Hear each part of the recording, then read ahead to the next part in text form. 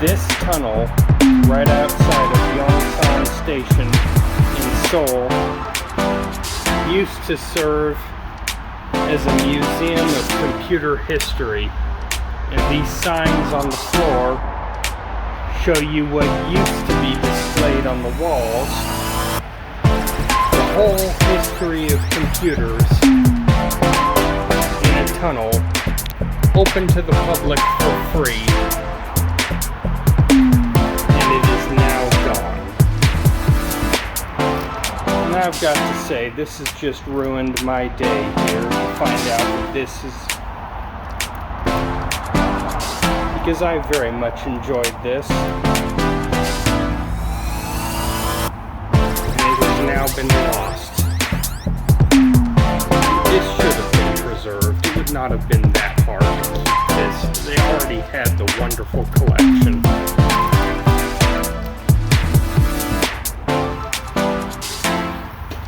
I don't know when this happened.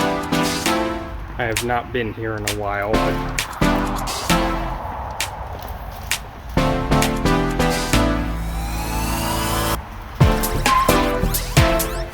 see all the things that used to be displayed here.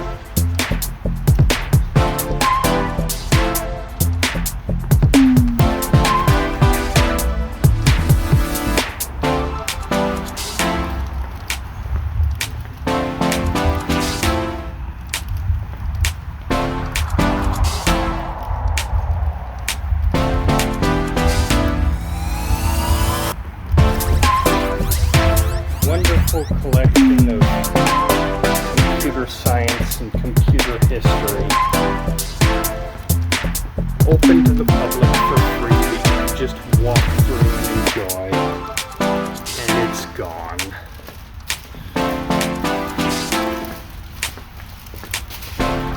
Life lesson for everybody: take more pictures now when you have the chance. You don't know when it'll be gone. Pyramids up there are the Moody Gardens, which is right next to Shoals Airport. Galveston in 2023 looks very different from how it looked in 1900 when the hurricane hit. It has been rebuilt in a way that is essentially unrecognizable.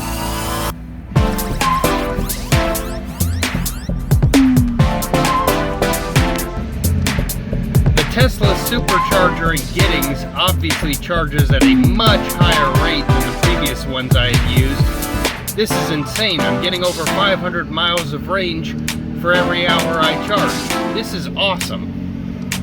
This is far better than anywhere I have previously charged. 125 kilowatts.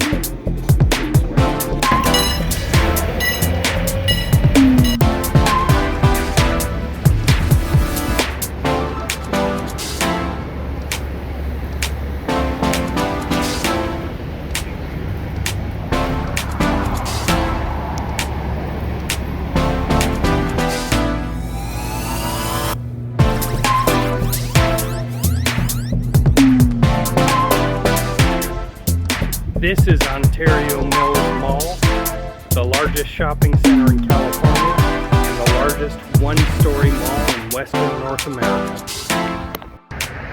So, if you were traveling during a pandemic, where would you go?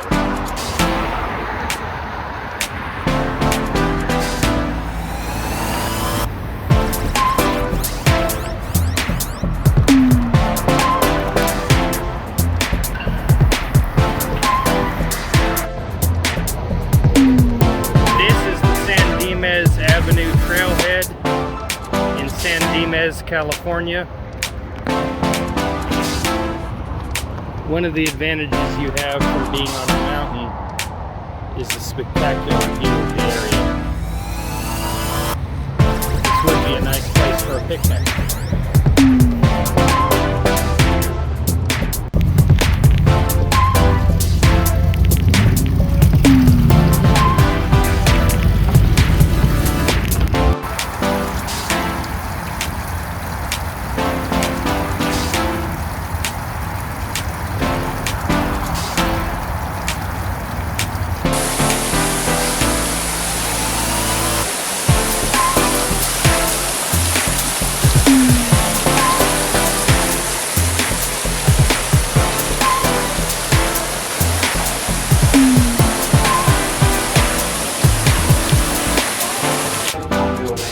Did you know that you're taking a ride from station in an elevator? You're flying over 300 feet in the air. Now that's taller than the Statue of Liberty. Here's another fun fact for you. This elevator has every time you see when you look down, every cabin has not been for one big old piece of system for you to look at. One day, my dear friend, Scott Morris, the founder of this place, Jackie and I, not very far from this building, your position. Johnny was trying to make a major decision if he should put a massive in the pyramid, and kept asking, should we do it? Not knowing how to answer, he finally said, I'll make it easy. We'll get the catfish over the first mountain. We'll put a basket over the side. Well, guess what? There we were. We set the hook, reeled in a fish, and removed all the pressure off this catfish, on the over 30 pounds. Johnny screamed out, it's a deal. We're going to do it. We all fished the fish and released it. Before the fish even got back to the bottom, Johnny started making plans on turning this place into an outdoor playground. A good fish goes on. Well, here's the path to the top. I want you to go have a big time at the lookout. Don't forget to step out on the glass overlook and take a look at the amazing view of that. Have a good time, folks. Only 3 times to look out the amazing views of my home state of Tennessee. Now go back down, take a look around and enjoy the sights. If you look out across the lake, you see a sign, Big Cypress Lodge. And you imagine you can camp out there like this pyramid. I mean, you're world class. You can even stay in a room that looks like a treehouse or even an old-time duck duck. They even got the big governor suite with a full kitchen garden for you to cook up a big Sunday dinner for the whole family after church. And that afternoon, when you finish your morning period, you can kick back, relax on one of those rocking chairs out there in the valley. Just enjoy the view of the swamp. Wow, that sounds relaxing. And if you want to learn more, visit their website at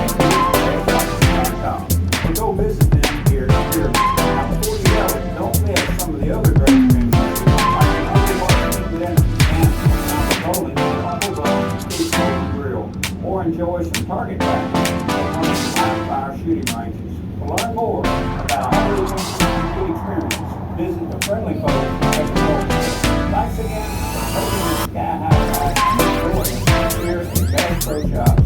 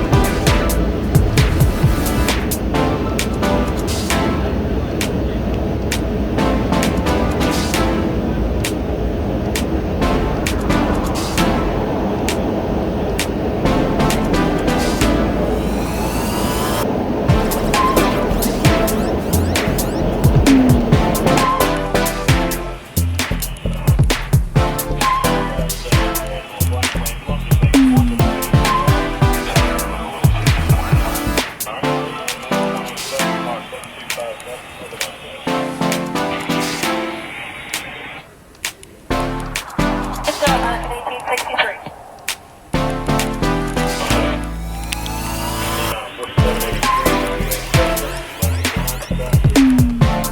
Hello, I'm Captain Kent Ween. I used to fly the MD-80 out of New York. And in fact, I flew this particular airplane from Chicago to Fort Lauderdale and then to Dallas-Fort Worth. Today I'd like to just point out a few of the quirks and some of the features of the MD-80. Each time you press the button on the center console, a special feature of the cockpit will be highlighted. So, push the button and we'll get started.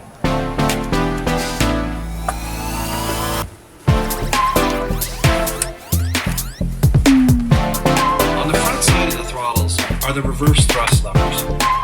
One unique quirk of the MD-80 was, at the gate, we were allowed to lift those reverse thrust levers, which redirected the air from the engines forward, allowing us to power back from the gate without using a tug. It was a noisy and dusty process that lasted only a few years. While the overhead panel may look a little bit complicated, it's actually divided into separate systems. Starting at the top, we had the electrical system, followed by the fuel system, air conditioning, and pressurization. At the very bottom were annunciator lights. So if any problem happened, these lights would light up indicating what the problem was. Note that each switch was a little bit different from the others. This was to prevent you from selecting the wrong switch. The flap panel allowed us to increase the surface area of the wing by selecting flaps for takeoff and landing. In fact, unique to the MD-80, we could even fine-tune this more using a dial just below it, giving us a way to fine-tune the flap setting, say to 17, for example. The co-pilot sat in the right seat, and next to their left foot is a red door. That's the alternate gear extension, which, ironically, is the normal method the DC-3 used to lower its gear. It's a bit of a throwback to an airplane they built many years earlier.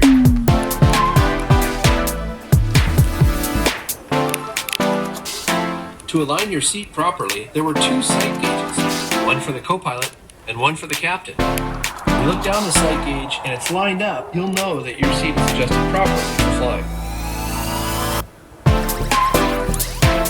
Look above your head. We actually had a sunroof, which gave us more visibility. However, on hot days, when it was too bright out, we often found we had to cover it up with anything we had in the cockpit. This is the nav display. It shows our route, which is made up of a series of waypoints. It also showed what time we would arrive at each waypoint. This is the speed brake lever. By squeezing and pulling it back, we would extend some panels on top of the wing, which slowed the aircraft. If you look down where your feet are, that's the rudder pedals. Not only do they move the rudder left when you push left, right when you push right, but at the top of the rudder pedals, when you pushed, it would activate the brakes, which would slow us down on the ground and keep us from taxiing too fast.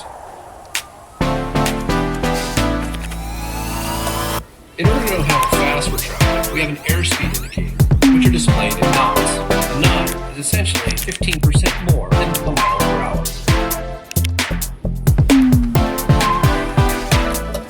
Just on the ring of the airspeed indicator, we have some plastic tabs. Those are called bugs. We set these bugs at different speeds in order to tell us when to rotate the aircraft, when we lift off, and on landing, at what point to put out various sets of flaps. On the yoke is a chart holder that would hold charts like a taxi diagram or an approach chart. See the mirror at the top of the glare shield? It's actually there for the pilots to check the compass. It's almost like they forgot to put the compass in the airplane. The only good spot was behind the co-pilot's head. Well, that's not really the case. It was put there to avoid electromagnetic interference. This is the mechanical checklist. It's something that was unique to American Airlines. Before takeoff or before landing, we could actually check off items out of sequence by flipping these switches. This is the manual pressurization control knob. In flight, in automatic mode, this knob will move back and forth, controlling the outflow valve which controlled the pressurization of the aircraft. In an emergency, we could manually control this knob, opening and closing the outflow valve to depressurize. These are the throttles, essentially a gas pedal for your airplane. Moving the throttles forward increases the thrust, and moving them back decreases the thrust. Look above the window. Notice the track? One of my favorite features of the MD-80 was that you could take the window shades and slide them on this track all the way around the cockpit. So, you could put it exactly where the sun was, since the sun wasn't just always straight.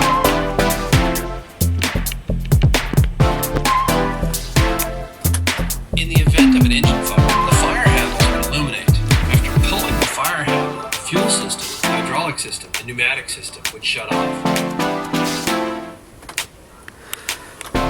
The primary flight display gives us a digital reading of the airspeed indicator and the altimeter, along with the artificial horizon, which allowed us to fly in the clouds.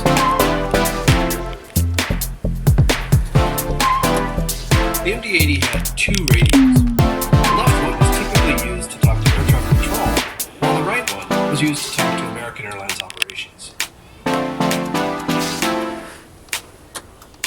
In order to see how high we have an altimeter, which displays in feet above the ground.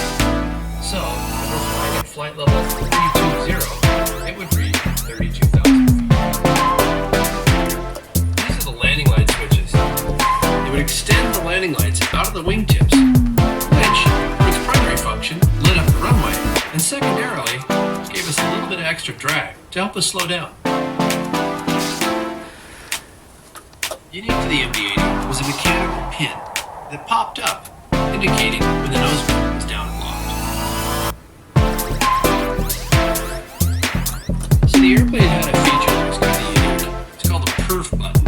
When you push the perf button, instead of the throttles advancing, declining to maintain speed and level flight, the airplane was allowed to climb and descend ever so slightly. The only problem with this is that you might be 200 feet higher or 200 feet lower than your assigned altitude. If you look in front of you, you'll have the yoke, which is essentially a steering wheel for the airplane, like in your car. Turning it to the left, rolls the airplane to the left, turning it to the right, rolls it to the right. You pull back, the airplane climbs, and if you push forward, the airplane descends. We would generally use the autopilot for most of the flight. However, for takeoff and climb out, we would hand fly, and also for the approach and landing.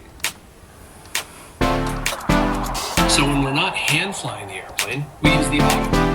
And to control the autopilot, we use these three knobs to control speed, heading, and altitude. The MD-80 had three different fuel tanks depicted here. The left and the right main, which were in the wings, and the center tank in the fuselage. Once the aircraft was fueled, the total fuel is depicted just below that, and the gross weight showed up at the bottom, showing how much the aircraft weighed.